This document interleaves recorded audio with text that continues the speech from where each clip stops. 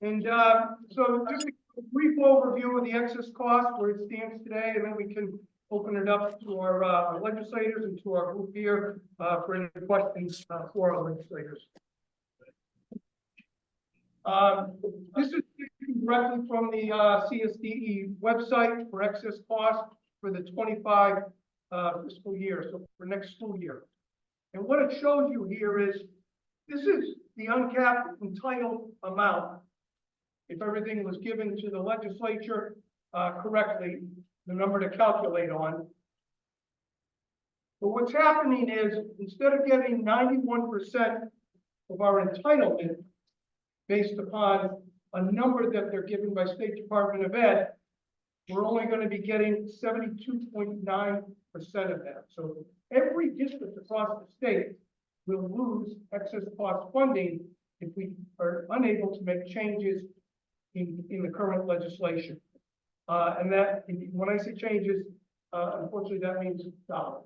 Because while language was put in last year that would have funded us at 91%, it's still not the 100 that we're looking for, but it's better than the 80.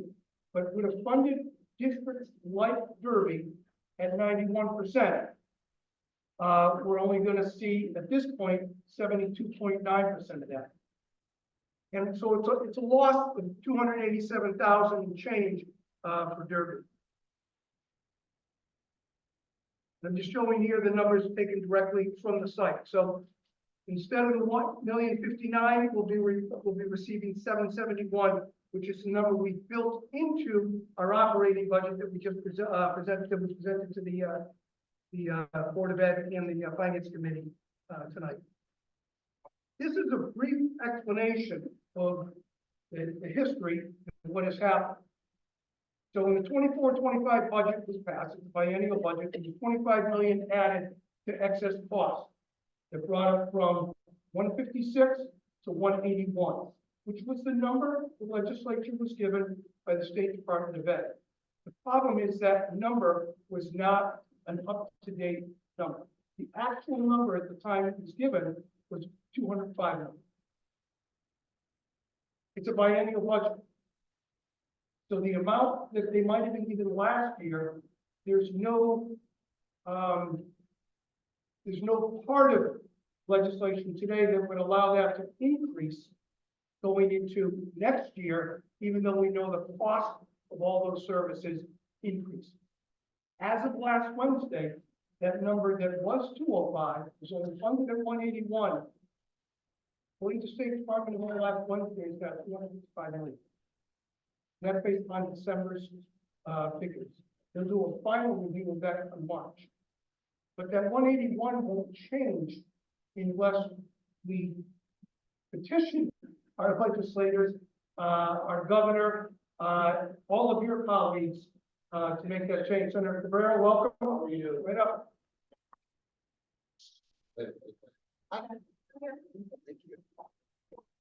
And one of the problems was the number of 181 that was given to the legislature. So this isn't any one person's fault. It's an omission somewhere along the way. Certainly not the legislatures. They're going based on the numbers that they were given. But that number today is actually 255. This is just a quick chart. We need 55 total. 74 million more than 55 total. So the ask would be, can we add 74 million so that we're at least funding it at the legislated amount that we said we would, which would be 91% for Derby. And it goes down from there down to as low as 80%. Here's my share vote. Why is it 91 to begin with? I mean, why would they funded it? I mean, what's the relevance of the 91? Why did they only fund that 90%? They did, Senator Looney introduced a 3-tier system this past legislative session that, while it didn't get us to 100% funding, it brought a town like Derby from 80 to 91. And it brought towns that were in the 70s up to 80, 88 or 85. So it was a tiered approach to ultimately get there. Yes. So the intent is to get done. Over time, this gets us there to 91 for this biennial budgets. So your least wealthy towns would be at 91%, moderate at 88, and your most wealthy at 85. So it increased everybody's. The problem is they were using the wrong number, 181 as opposed to 205. And so in actuality, we're only getting 72.9%.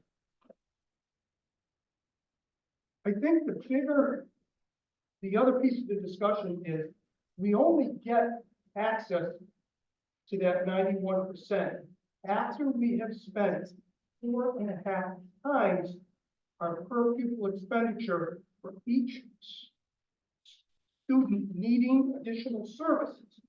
So our per pupil expenditure in Derby is $20,647. 4.5 times is $92,912. So until we spend an additional $72,000 per student, we don't get $1 of reimbursement. And then even after we do, we're only getting 72.9% on the dollar.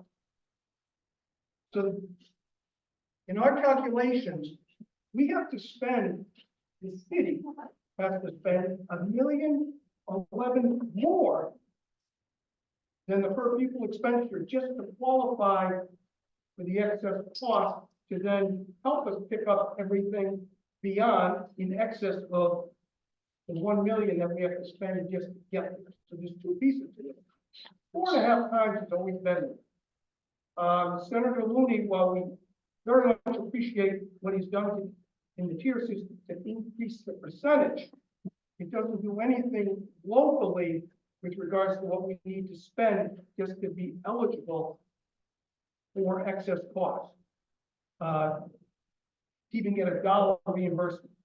There was talk at one time for districts that are bringing programs back in district that there would be a different reimbursement rate in terms of instead of having to get to 4.5 times because you're keeping them in district, a lower cost to taxpayers overall, and keeping kids with their family in their own home district. It might be a lower threshold before you get to request for reimbursement. Whether it's 2.5 times, 3.5 times, 0. But if you're bringing programs like Derby has done, thank goodness to the dollars that we have received from the legislature in terms of school improvement grants, we've been able to renovate space and reallocate it to keep kids in district, but build learning center programs within our district that otherwise we'd be sending kids out to, in addition to those that we're already sending. That's upwards of 25 additional kids that would otherwise be sent out at a total of about $3.5 billion that we saved year over year because we brought them back in district. But right now, it's the 4.5 times is part of the discussion. I think the easier fix at the moment is, and I know it's a lot of money, but getting the right number, funding it at the proper number, so we at least get to 91%.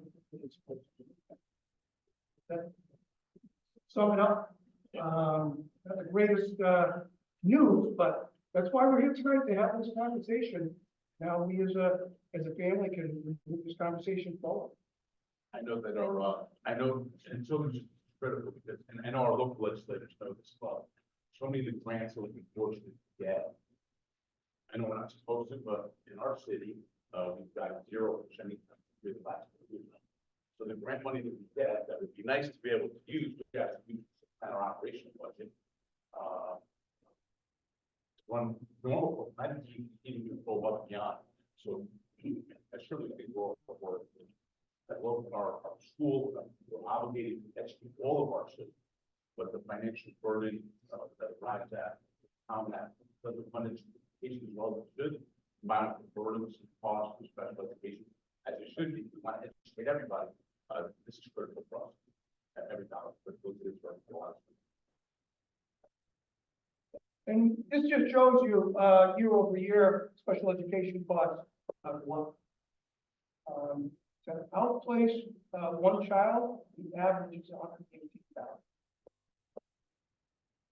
And when they get everyone, people see this, I don't always ask, it's important to know that reference to learning center. So we've actually pulled people in. We actually have self-contained learning centers. That's savings almost $1 million, right? $3.5 million. Okay, better than $1 million, right? And so we do all that we can to keep these costs down. It's to make sure all of our students get quality education, but do it cost effectively. Especially increase. I know how we had talked about how we brought programs back that bring kids back into the resort. I work in Estonia. I don't know if it's different town to town. They now are working with ACEs, and the ACEs are coming to them. Right. Is that something that we can do now? It is what, and we actually have a meeting coming up, in the next few days, we're gonna negotiate with the personnel subcommittee. Yes, if we have space for ACEs to run a program, so So the space. audience, yes, so, for example, Ray's Academy, when we first started it, which is our learning center in middle school and high school, we used ACEs, to run, just like in Sonia using ACEs for I believe it's an autism program. They still charge Sonia tuition for students who attend it maybe at a reduced cost, but they're leasing space from Ansonia for that.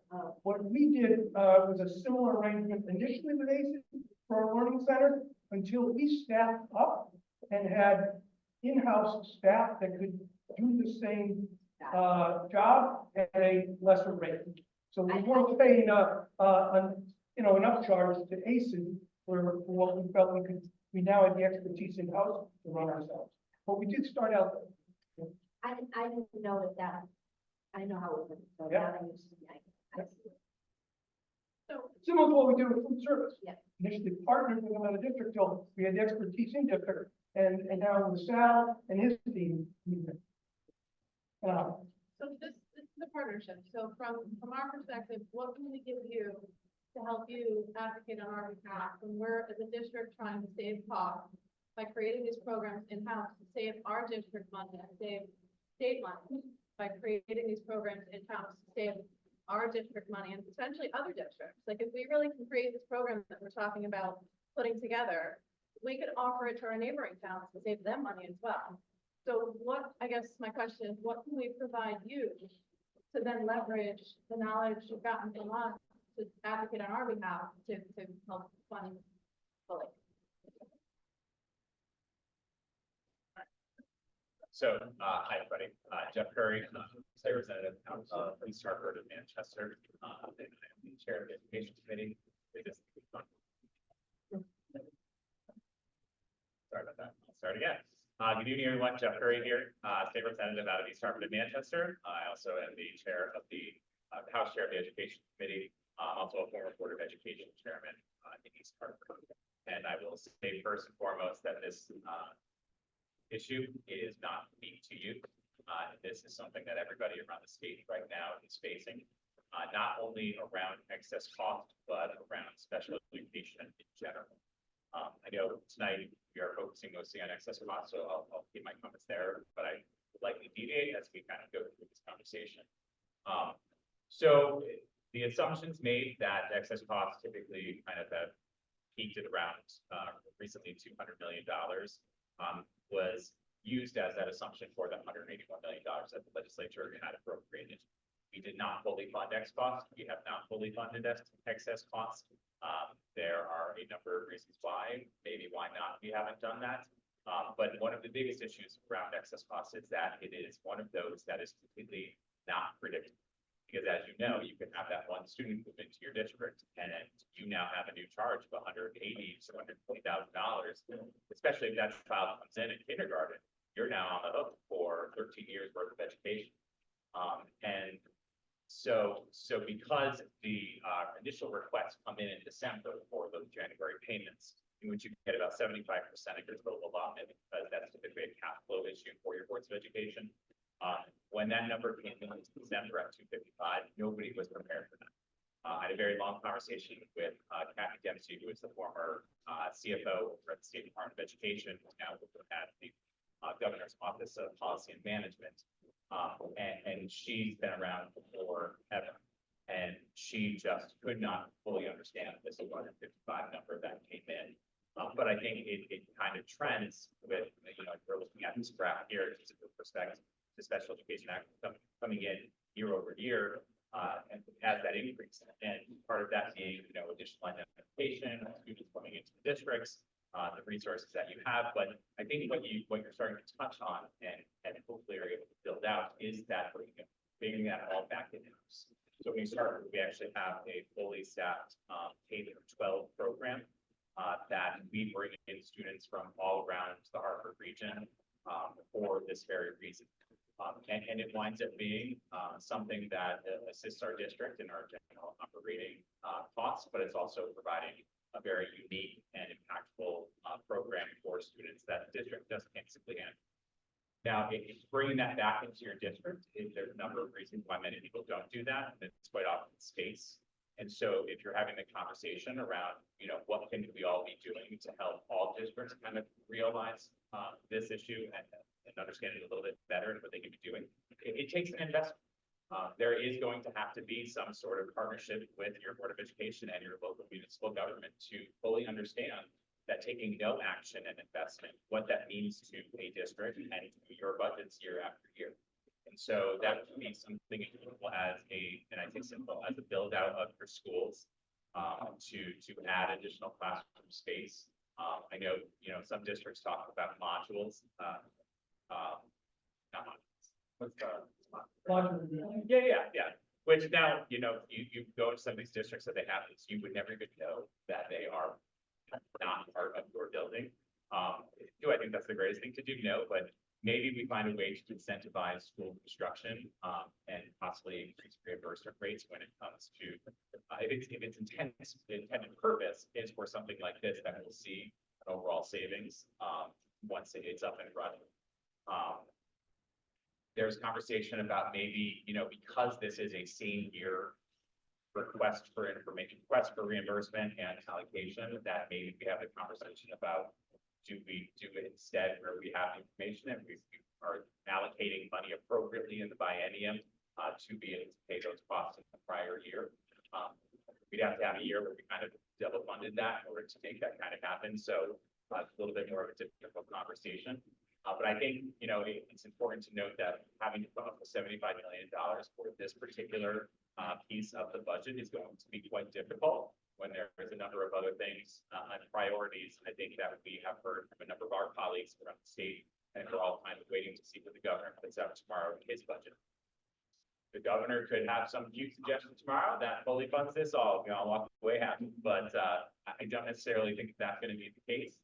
But at least the fact that every community is going through this right now really helps kind of get everybody's focus or attention focused on this and helps everybody kind of fully understand what this is.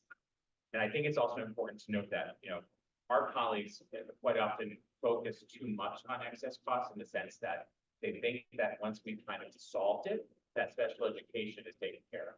That couldn't be further from the truth. And I know, speaking to a Board of Education right now, you understand that. But I don't think that the general public often understands that because of the attention excess costs get, because it is that one high cost part of your budget. And so I think we need to be having parallel conversations around how do we better simply fund special education. And, the legislature has done some tremendous work when it comes to our ECS formula and the way that we fund our schools and being able to provide those additional weights for our multilingual students, for concentrated poverty areas, for a couple of different weights. What we're going to start talking about in the upcoming session, and then likely more so in 25, hopefully we're all back there to have that conversation, is adding an additional weight to that ECS formula for special education. And that in and of itself would give every single district an additional bump in their ECS allocation, while also continuing with the work that we've done to provide additional money to districts and to save money districts from the cost of the tuition that many of them are paying out for magnet or other choice programs. I think the number here is somewhere around 60,000 for the tuition fees, and I think your ECS allocation should be roughly about $900 million for 25, if our numbers are right. So, we have I don't want to say a fight on our hands for this session, because I will note that we passed a very responsibly balanced and well-informed budget last year that was done on a bipartisan basis that we could have come in this year and done nothing. and it would have essentially provided most tinker around the edges. But it would have been able to kind of provide a way in which we had intended it to be. This is an outlier. But this is also going to compete with people's priorities around child care and early education, and simply around education in general, and ensuring that what we have asked that we intended to be spent is spent the way in which we intend. So, I appreciate you all wanting to have this conversation, because I don't, when the communities are doing this. But, now I'm talking at you for 10 minutes, so I will sit back and happy to, answer any questions or help clarify anything that you may have, or open it up to my colleagues here, so, thank you. And as far as the next final budget, let's hope you're all there next year. Yes. Also question the cost that transportation plays in this budget, and the increasing cost around special education transportation is alarming. And so I wonder what we can do to control that, because that seems to be continuously growing and at a exponential rate. So we recognize as legislators that we don't know a lot of the things that we are tasked with legislating. So we rely heavily upon the people, subject matter experts, to be able to better inform us. And so as a legislature, we stood up a special education task force, and often task force were groups that attest to this, or often stood up more performance teams than anything else. I will tell you, this task force is anything but performative. And so we have basically given them a charge of everything under the umbrella of special education to come at us with recommendations. I mean, so we'll go back to excess cost. So that's a lot of outplacement. And so there's no cost containment regulations or any sort of stuff like that. So we're hoping that they're going to come back to us in the 25 session with a number of recommendations that come on every single thing that's touching special education. We tried to kind of fix special education a couple of years ago. If anybody's familiar with insurance industries and captive insurance companies, we essentially tried to create a captive insurance company in which everybody would kind of pay into this pool of money that would have covered. And the studies and reports have shown, but I think people weren't ready for something so new and drastic. But it was a model to maybe take another look at. But I think as we kind of get these recommendations from the task force, hopefully we're going to have some additional movement in the 25 session. We're reading it really kind of too fine, I guess, short budget, in the short session, some years of budget, really not realistically hope that there'll be one move here, where we better serve that.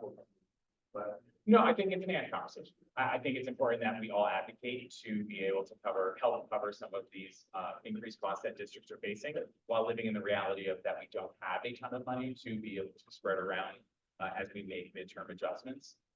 But that we continue to have the conversation for 25 in 24 and beyond. So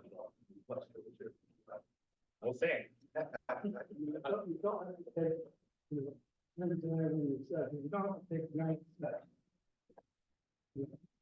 Our biggest problem is we start with 22 at the beginning of the year, we end up with 23 at the end of the year, and it's 200,000 kids.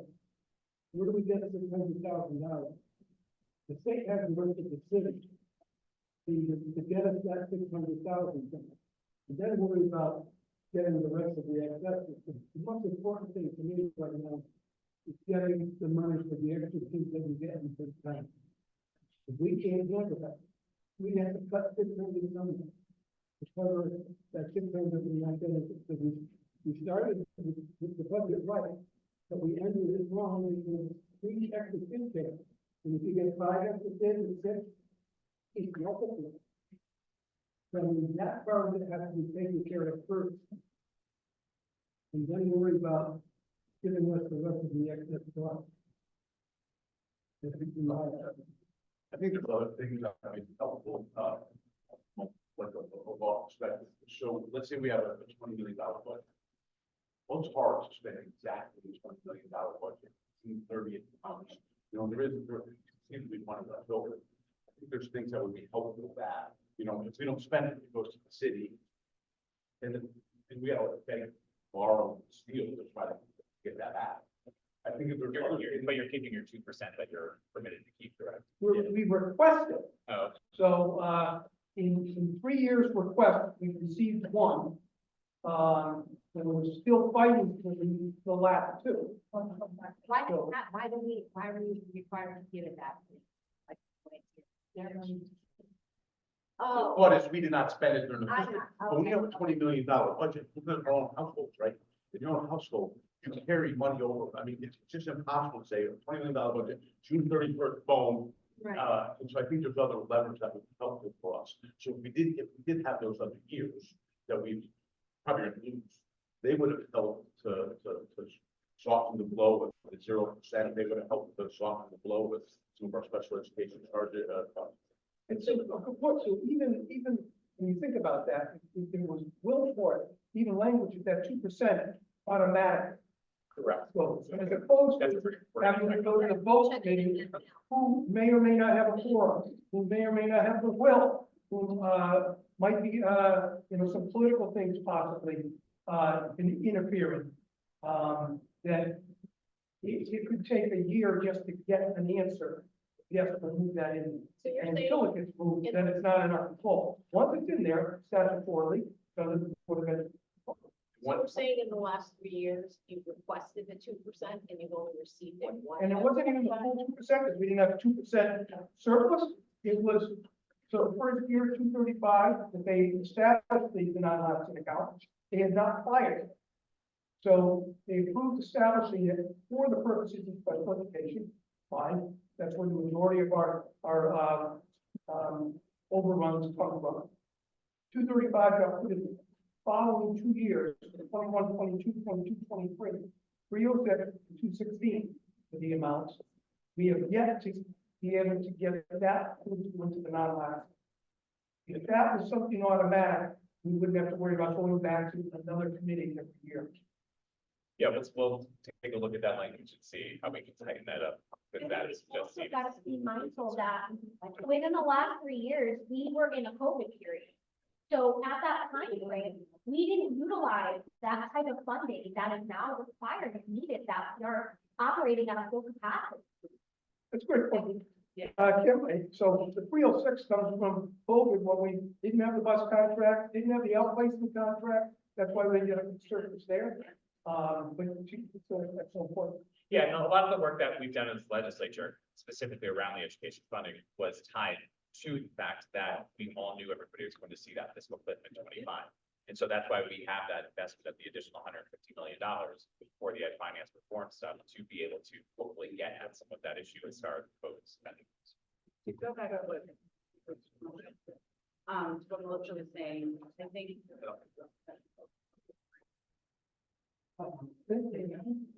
go back to what Melissa was saying about what you can do as a district, I think having this kind of specific information of not just the last 3 years, but the,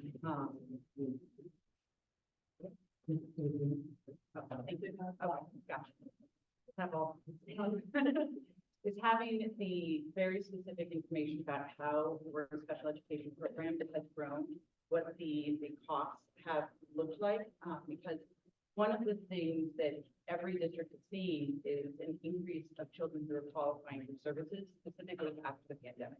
There's a number of children who are now trying to catch up. We know how hard it was for some families, and these children are now requiring a little bit of extra care to make sure that they are getting solid education. And my guess is that Derby will see something similar to what we see in Orange sometimes, is that we called it, when I was on the board of ed, the 5 Steps of Success, was that we created this wonderful in-house program, and Amity has the same program for special education services, and pediatricians will start to say, move your kid to Derby, because they know that they're going to be taken care of. So you want to be known as a school that has that excellent program, but that can also cause an unpredictable rise.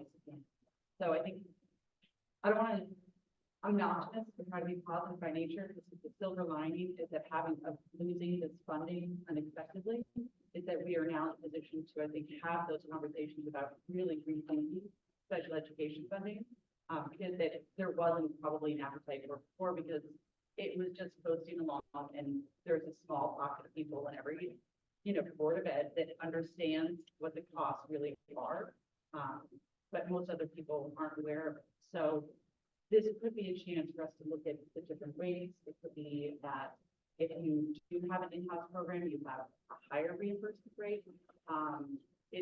Things, we have to start looking at different ways to do this because it's not sustainable for any district. Yeah, just a quick heads up. So I'm texting with our fantastic LCO attorney for the education committee. We just sent over the statute with respect to that 2%. So yeah, it looks like when that was written, that we gave the authority to the Board of Finance or whatever the equivalent of each community to make that decision on your behalf. So maybe as a legislature, we want to take a look at that language. That would be awesome. If I could add kind of another non-special education, but something I think would be helpful. So each year, not to tell you the first thing I ask when we start the budget work is what's the MBR, right? Because I know that that's probably what we're going to start. I'm not going to tend to be a house once they in it, but I'm just telling you that if you look at the MBR, I do not think that for the city of Jersey that is easy to start. So I don't know how that formula works. I don't know how it gets adjusted here. I don't know if there's inflation, rise in salaries, however that works in this country. When I hear what the FDR is, there is no way we can operate this system like the FDR. I don't know how that works, how it plays, but I think that. I would stand to do that.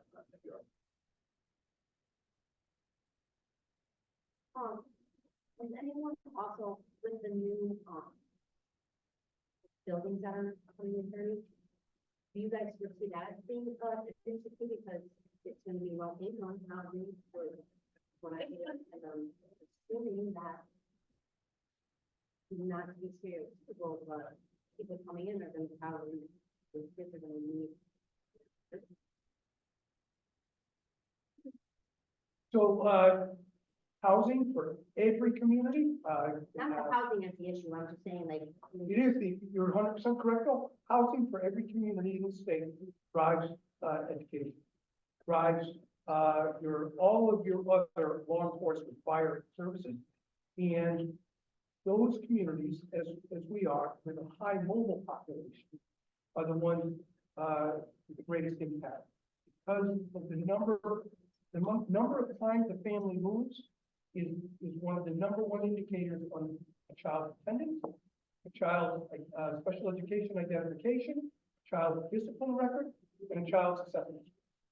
Those four indicators are driven by housing. We say it's by education. If we solve the housing issue as a state, we will solve the achievement gap. Let's guarantee, no matter what assessment you use, how you collect your data, it all comes out the same. But those four indicators greatest impact on the number of moves, and that's your transient population, of which a community like Derby has a high transient population. And then I'll get 219 to 220 kids in from October to February year after year. And that means 219, 220 possibly going up. Yeah, and so part of that is that we only count once with respect to determining your ECS allocation. And so we've had conversations around, do we require a second count in April to possibly be able to get a better picture and a better allocation to the district. With respect to the housing and the conversation around that, and folks often go right to the students and, not to definitely not assume that anybody's going to need any additional service from anybody else. I think the place to start from is the fact that the ECS formula is based completely on enrollment. And so for districts and for communities who have the conversation around housing, and it's going to, and it goes right to, oh, this is going to do something to our district, unless you've seen a really kind of an uptick in your enrollment, South Windsor is one of the very few outliers in the state who has seen like a ridiculous percentage that they have outgrown every new school they've built in the last 5 years. But you should want to see those additional kids because you're going to see that additional application for that 4-year education system. So that's actually a defense for wanting to have that.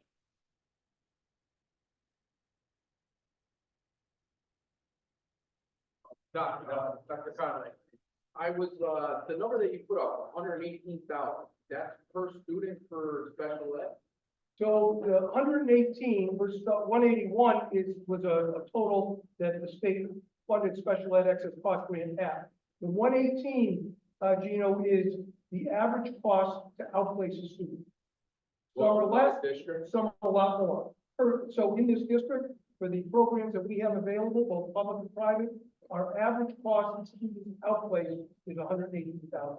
okay, and then, the 20,647 or 650, that was per student, That's regular per pupil expenditure, regular education. okay, and what's included in that? That's the whole, Yes, so you take your total budget divided by number of students. and then you have to spend 4.5 times, which is 72,000 to get the reimbursement. from the Got state. Yeah, So, for a total of 92,000. right, Yes. so how do you spend the 4.5 times? What gets added to that cost? So think about one student who I budgeted at 20,000 is now outplaced at 118,000. That's exactly how you get to the 92. So currently, right now, we have 14 students that reached that mark over the 92,000. That's what they. Yeah, I mean, we've seen districts with students who have costed $250,000 a year, and I mean, they've gone to the point where they've actually offered to buy them houses in other states. I think it's cheaper, and I mean, I say that jokingly, but like, that's the reality that some of these communities are facing with these costs. Any other questions from the board? Anyone from Paul? Yes, sir. Do you mind just stand up? So my name is Tony DeLeon, I'm the Director of Finance and Operations in Region 16, Tony, how are you? Falls, and I represent a regional school district, so things work a little differently for us than they do for Derby. You know, I know we're focused on excess costs tonight, but I do want to take just a second to holistically identify some of the financial dilemmas that we've created over the last few years. We have the IEQ study that needs to be done on every school in the upcoming fiscal year. We have the right to read legislation that mandates a reading program. If the current program didn't meet existing or the new guidelines for the state. We have little things like menstrual products in the men's room. We have a reduction in revenue for excess costs. Families that can ignore their lunch debt, that feel consequences to that, which I understand every kid needs to eat. But these are all things that are just adding to the bottom line of the school district. We can't charge tuition to an OSEP district when ECS places a student in our district. Dr. Conway mentioned the non-lapsing account that local school districts can have. We have something similar in regional school districts, but we can only use it for capital expenses. So we do not have the opportunity to leverage that. We have unexpected special ed placements. You know, I appreciate Representative Curry making the comment. Our prior special ed director made one similarly that it'd be cheaper to buy a family a house in another district than to support them for 12 years of special education. You know, so I just think in addition to the excess cost piece, we need to take a holistic look at the problems that we're creating both now and in the future. Yeah, and I think one of the great things to really highlight that the legislature did this past year was that we stood up a working group for mandate relief. It is something that I think all of us sitting here year after year, from folks such as yourselves and folks in the community and other districts around the state of Connecticut, and taking a look at everything that the legislature often thinks that they know best, and which usually comes with a cost that we don't usually follow through with oftentimes. And so we're hopefully going to have some really great recommendations out of that work group to kind of their relief, to give you some sense of relief financially and just programmatically around the mandates that we're requiring. A lot of it winds up focusing on professional development, but that does come under cost as well. So looking at that, I know I have a meeting next week with some folks to talk about the indoor air quality piece, because I think the group may have, this is Jeff Curry only speaking, may have gone a bit too far when it comes to what we're requiring and who we're allowing to do these. And so I think we're going to kind of come to a point where every district is going to be asking the same person to do the same job in all 169 towns, 162 districts on the same day. And that does not work in any sense, way, shape, or form. So we definitely hear what you're saying. It's a common conversation that we're having, but I think that we're coming at this from a number of different directions to hopefully have really great positive outcomes. Thank you, Tony. Anyone else want to ask a question? Well, Jeff, I see you might have. Yeah. Thanks for having me. But again, we're very grateful for that. I mean, I know you understand the return to have any little win, whether it's 2% is automatic, I mean, whatever little bit we can get, it helps us at the point of what they establish the end. And whatever we can do to help. Yeah. In the meantime, we're fighting cigarettes, we're available, so if we need to channel somewhere or speak to someone. I can tell you. Yeah. I can tell you. Yeah, I know. Thank you.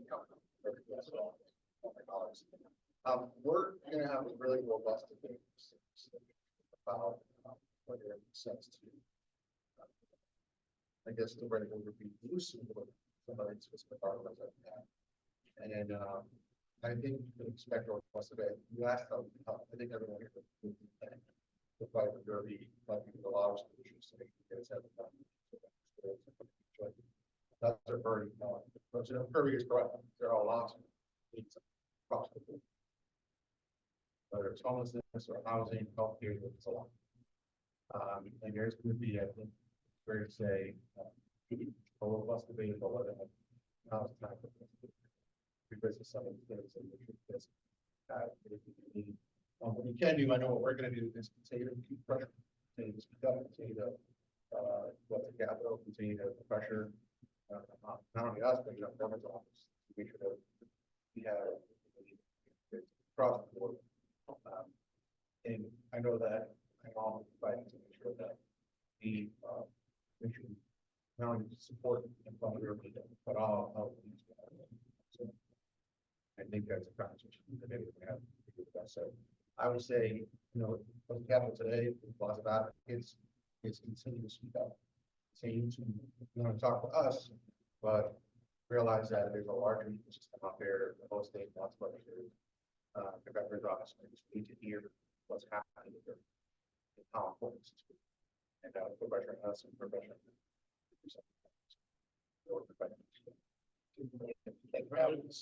If I could just recognize, Valerie, I appreciate your question, very much, your statement online, and that is, as we bring services in-house, it's important to recognize that, we need to offer the same services as a child would otherwise receive in a private or a public placement outside, and not try and cut corners just because we are bringing it in-house. We're already saving hundreds of thousands of dollars.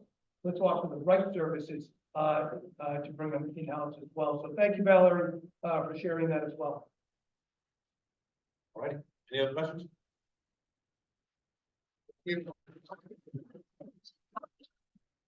Yes.